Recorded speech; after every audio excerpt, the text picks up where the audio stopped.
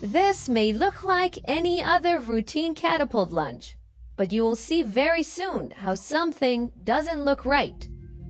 It's not long before the pilots eject, luckily just in time before the aircraft crashes into the water. That accident was related to a technical issue with the aircraft itself, but launching an aircraft from a carrier is not as simple as just pressing a button. Variables such as aircraft type, aircraft weight, temperature, and airspeed over the flight deck play a key role in determining the catapult settings. By now, the US Navy has catapult operations down to a science, a precisely choreographed operation for launching aircraft from a carrier. The aircraft director, who's responsible for all aircraft movements on the flight deck, directs the aircraft onto the catapult. Then, the jet blast deflectors are raised by the JBD operators. Deflectors are subject to extreme heat from the jet blast. Hot deflector surfaces cannot be used as normal decking until it's cooled down enough to prevent aircraft tires from melting. This problem is mitigated by a water cooling system installed within the deflector or by using ceramic tiles, similar to those used on space shuttles. Meanwhile, the launch crew will set the catapult's steam pressure, up or down, depending on the aircraft type, its weight, which is confirmed by the wakeboard operator, air temperature and air speed over the deck, which is read from the launch bubble, also known as Integrated Catapult Control Station. It's worth noting that not all carriers have the bubble. Some instead have older remote stations either at the deck edge or integrated into the flight deck. Next, the topside safety petty officer will guide the launch bar into the shuttle tracks. A holdback unit is installed by the, wait for it, holdback operator that holds the aircraft in place as tension is applied. The aircraft launch bar is connected to the shuttle.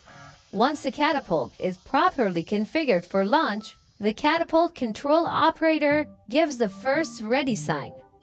After final checks, the pilot cycles through his stick and rudder and puts the aircraft engines to full throttle. The pilot then gives a salute and the shooter's hand goes up in the air, signaling a final ready. The launch officer looks around the catapult tracks to ensure the deck is clear, which is very important when you have an airplane that's being launched, because anything or anyone in its way won't stand a chance. The launch officer gives a thumbs up from the final checkers, squats down, and points forward. And now for the moment that we've all been waiting for. Oh, no, not my face reveal. The launch. The catapult operator, who's at the bubble, deck edge, or remote station, presses the fire button, which releases the holdback, and the airplane is accelerated to 160 knots in 2 seconds. But that's what happens on the deck. There's a lot more that happens below the deck. There are currently 2 types of catapults in operation: steam catapults and electromagnetic catapults. But what's the difference? And more importantly, is one better than the other? Steam catapults use about 1,350 pounds of steam per launch. They have extensive mechanical, pneumatic, and hydraulic subsystems that take a lot of space under the deck. The steam itself is produced by nuclear reactors.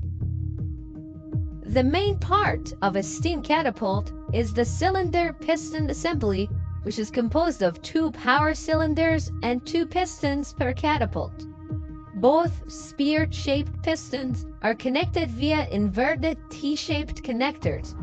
The vertical leg of the inverted T extends upward through a slot in the flight deck and is attached to a small roller-mounted car known as the shuttle, which moves on tracks that are hidden under the flight deck. What drives the shuttle is the expanding steam that is piped to the catapult from the main steam system. The steam is placed in accumulators, which are basically giant pressurized tanks located under the launching engine. At the moment of launch, steam is transferred from the accumulators into two power cylinders through the launching valves assembly. The length of time for which the valves remain open depends on the weight of the aircraft and the wind speed over the deck. Steam acts directly on the pistons and propels the piston shuttle assembly through the cylinders as the holdback is released. A sealing strip closes the slot in each cylinder as the pistons travel forward. This prevents the steam from escaping the cylinder slots through which the piston shuttle connector moves. The shuttle stops when the piston spears plunder into the water brake cylinders, causing the piston to stop in under 10 feet. Following a successful launch, the shuttle is retracted using the grab. As you can see, safety is paramount. On the other hand, electromagnetic catapults or EMALs work by utilizing linear induction motors. These motors are frequently used in maglev trains. Linear induction motors work the same way as rotary motors, but instead of circular motion, linear motors produce motion in a straight line. EMALs use a 300-foot-long linear induction motor, which accelerates aircraft to speeds of 130 to 200 knots, depending on the aircraft's weight.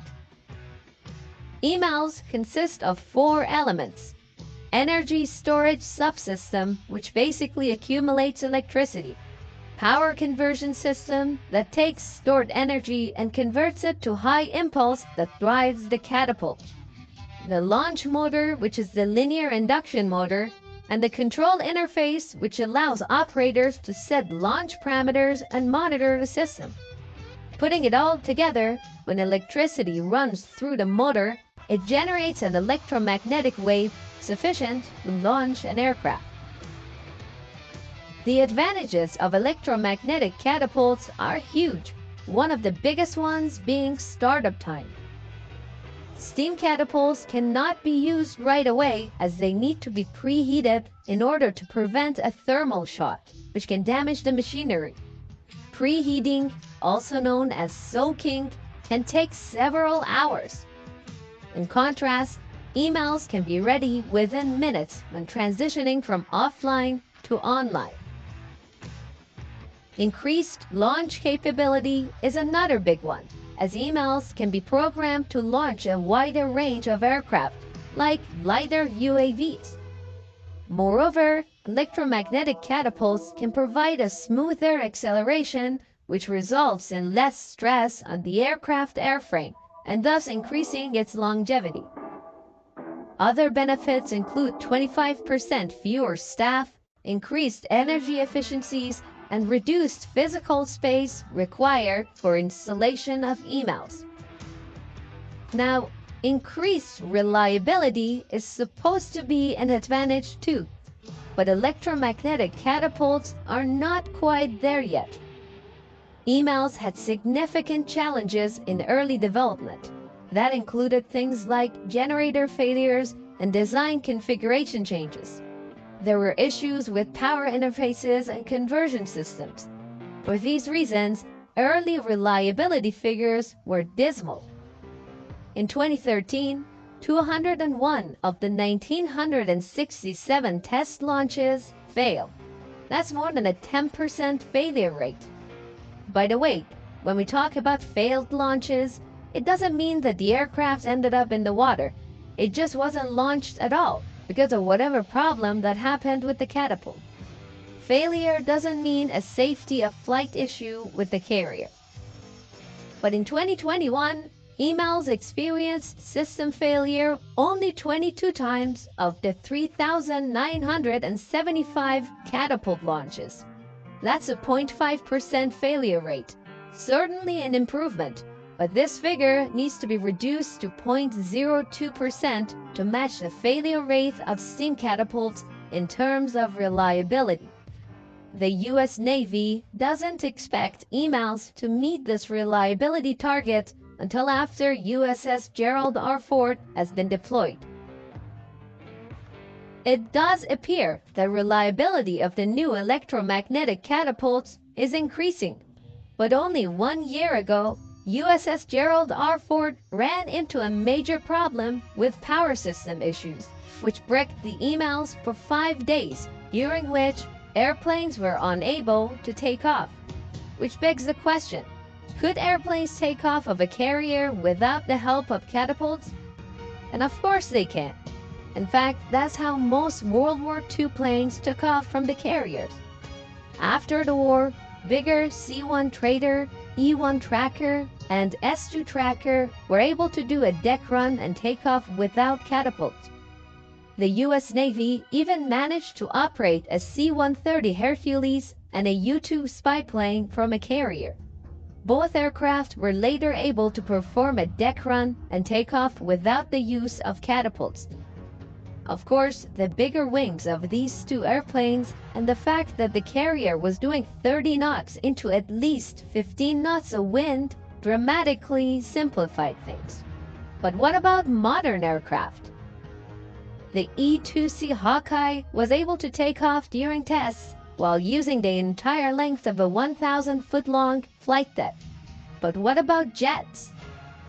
Let's put aside F-35B and AV-8 Harrier II, as they are not stationed on American supercarriers. So let's focus on the Hornet. Some pilots say that if you strip down FA-18 Hornet of ammunition and take off with limited fuel, the jet might be able to take off without using the full length of the deck under certain conditions. Now, while it may be possible, it won't be very functional, and the Navy will probably never attempt to gamble a multi-million-dollar aircraft and the life of a pilot. A big thank you to all our supporters on Patreon, both icebreakers and boneyards. We really appreciate it.